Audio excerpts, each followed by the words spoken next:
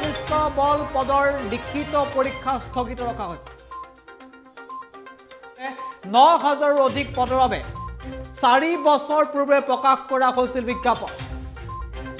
৪ বছৰ পূৰ্বে এটা বিজ্ঞাপন প্ৰকাশ কৰা হৈছিল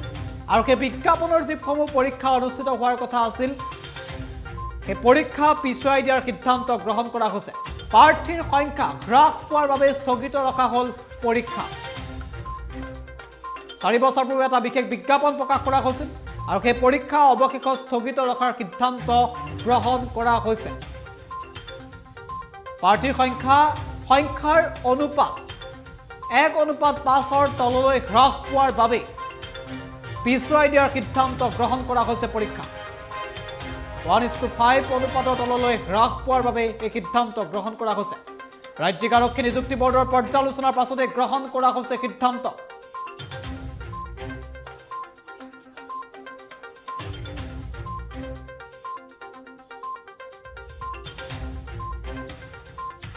(৯,১৭১টা পদৰ বাবে প্ৰকাশ কৰা হৈছিল বিজ্ঞাপন এই বিজ্ঞাপন ৪ বছৰ আগতে প্ৰকাশ কৰা হৈছিল আৰু ৪ বছৰ আগত প্ৰকাশ কৰা এই বিজ্ঞাপনৰ যে লিখিত পৰীক্ষা অনুষ্ঠিত হোৱাৰ কথা আছিল এই পৰীক্ষা পিছুৱাই দিয়াৰ সিদ্ধান্ত গ্ৰহণ কৰা হৈছে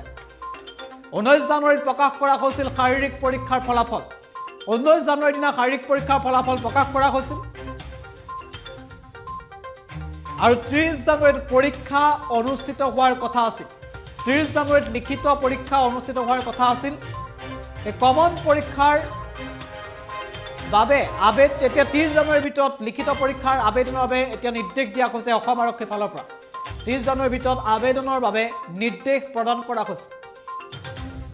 ২০১৮ চনৰ ২৫ এপ্ৰিলতে প্ৰথমতে প্ৰকাশ পাইছিল এই বিশেষ বিজ্ঞাপন ৯,১৭১টা পদৰ বাবে প্ৰকাশ কৰা হৈছে বিজ্ঞাপন আৰু সেইসমূহ পদৰ পৰীক্ষা পিছুৱাই দিয়াৰ সিদ্ধান্ত গ্ৰহণ কৰা হৈছে পৰৱৰ্তী নিৰ্দেশ নিদিয়া পৰ্যন্ত এই পৰীক্ষা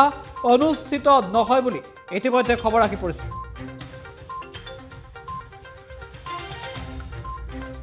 বিশেষ খবৰ জনাইছো ৩০ জানুৱাৰীত অনুষ্ঠিত হোৱাৰ কথা আছিল পৰীক্ষা ৩০ জানুৱাৰীত পৰীক্ষা অনুষ্ঠিত হোৱাৰ কথা আছিল লিখিত পৰীক্ষা আৰু পৰীক্ষা পৰৱৰ্তী নিৰ্দেশ নিদিয়া পৰ্যন্ত স্থগিত ৰখাৰ সিদ্ধান্ত গ্ৰহণ কৰা হৈছে পৰৱৰ্তী নিৰ্দেশ নিদিয়া পৰ্যন্ত এই পৰীক্ষা অনুষ্ঠিত নহয় বুলি অসম আৰক্ষীৰ ফালৰ পৰা জনোৱা হৈছে